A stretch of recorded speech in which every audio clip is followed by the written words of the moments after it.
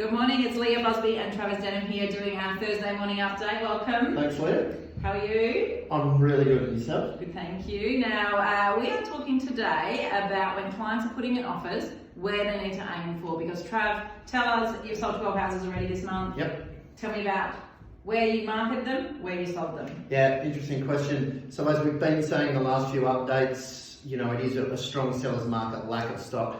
8 out of the 12 that I've sold this month have gone above the asking range. So we've set a range of $30,000 range. 8 of 12 have sold up here. So it's great. It's a little bit of hard work for us, and it's hard also because sometimes you get multiple offers above, and you have to tell people to put really strong offers in and break their hearts and whatnot. But just my advice is for anybody out there looking at purchasing a property, don't be surprised if that's what happens, because it is where there's a definite lack of stock on market, and there's a lot of buyers out there competing for those remaining properties. Yeah, and I think certainly from a finance perspective, when we're talking to our clients, we always say let's go on your high numbers, not your low numbers. So you're really confident up here, and if you can get it lower, or you find a house lower, then that's a good thing. But we're seeing the same thing. Our clients are like disappointed because they're like, we missed out by $5,000 or $10,000, and then they can't find something for another couple of weeks or a couple of months. So we are definitely saying at the moment to our clients, go in strong, go in with what you want, make sure you don't miss out, because not all agents actually ring you back to say you want number one, and that's really disappointing to our clients.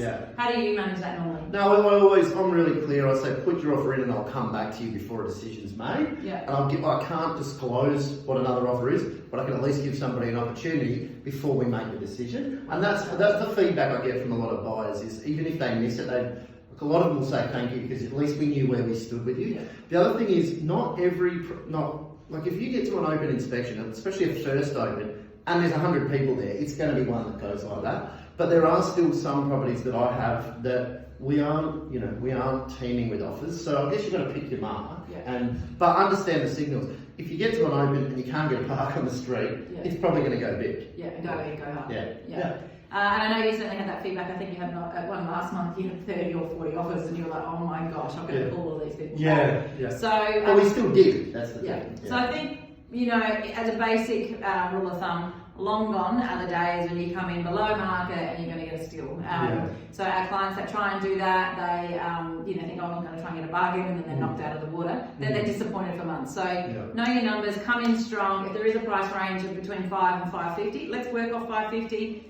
Make a decision of how high you want to go in, and let's go in and get that property from the agent. That's right. Thanks, Trav. Any other hot tips for when they're putting an offer in? What's important to you? Put a decent deposit in. We've talked about that before.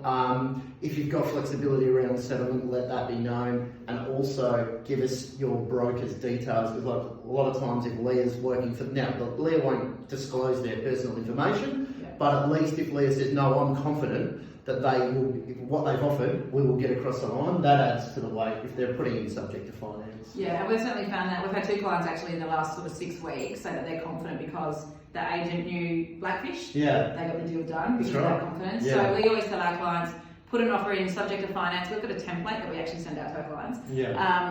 But copy us in, because then I can write back to the agent, whoever it is across the country, hey Trav, we've got pre-approval, we're good to go, blah, blah, blah. And that just helps us start that communication and just make sure it's a deal getting done. Thank you. Have a good day. Thanks, Leah. All right, guys, have a good day.